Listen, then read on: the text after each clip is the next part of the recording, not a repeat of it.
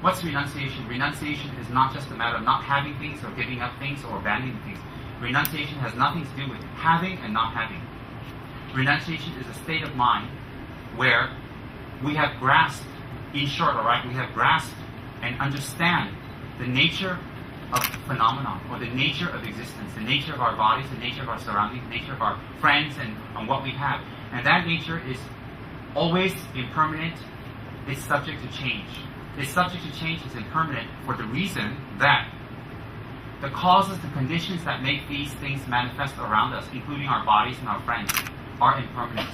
So when one of the conditions are removed or changes, then what we experience, what we have, changes completely.